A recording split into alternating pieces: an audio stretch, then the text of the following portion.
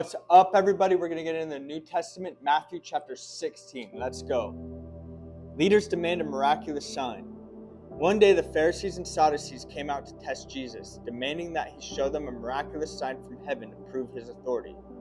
He replied, "You know the saying, red sky at night means fair weather tomorrow. Red sky in the morning means foul weather all day.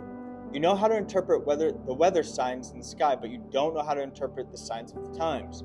Only an evil, adulterous generation would demand a miraculous sign. But the only sign I will give them is the sign of the prophet Jonah." Then Jesus left and they went away, east of the Pharisees and the Sadducees. Later, after they crossed to the other side of the lake, the disciples discovered what they had forgotten, to bring any bread. "Watch out," Jesus warned them. "Beware of the yeast of the Pharisees and Sadducees." At this, they began to argue with each other because they hadn't brought any bread. Jesus knew what they were saying, so he said, "You have so little faith. Why are you arguing with each other about not having any bread? Don't you understand even yet? Don't you remember the 5,000 I fed with 5 loaves, and the baskets of leftovers you picked up? Or the 4,000 I fed with 7 loaves, and the large baskets of leftovers you picked up? Why can't you understand that I'm not talking about bread? So again I say, beware of the yeast of the Pharisees and Sadducees." Then at last they understood he wasn't speaking about the yeast in the bread, but about the deceptive teaching of the Pharisees and Sadducees. Peter's declaration about Jesus. When Jesus came to the region of Caesarea Philippi, he asked his disciples, "Who do people say that the Son of Man is?"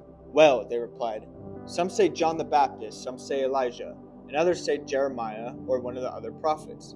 Then he asked them, "But who do you say I am?" Simon Peter answered, "You are the Messiah, the Son of the living God." Jesus replied, "You are blessed, Simon, son of John, because my Father in heaven has revealed this to you. You did not learn this from any human being.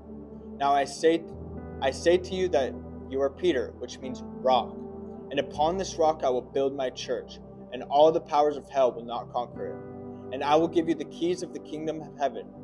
Whatever you forbid on earth will be forbidden in heaven, and whatever you permit on earth will be permitted in heaven." Then he sternly warned the disciples not to tell anyone that he was the Messiah. Jesus predicts his death.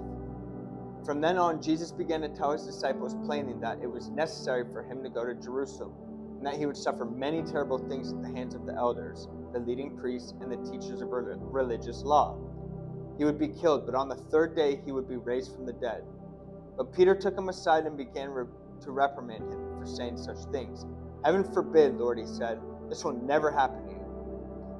Jesus turned to Peter and said, "Get away from me, Satan. You are a dangerous trap to me. You are seeing things merely from a human point of view and not God's." Then Jesus said to his disciples, "If any of you wants to be my follower, you must give up your own way. Take up your cross and follow me. If you try to hang on to your life, you will lose it. But if you give up your life for my sake, you will save it. And what do you benefit if you gain the whole world but lose your soul?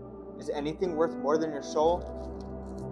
For the Son of Man will come with his angels in the glory of his Father and will judge all people according to their deeds. And I tell you the truth, some standing here right now will not die before they see the Son of Man coming in his kingdom."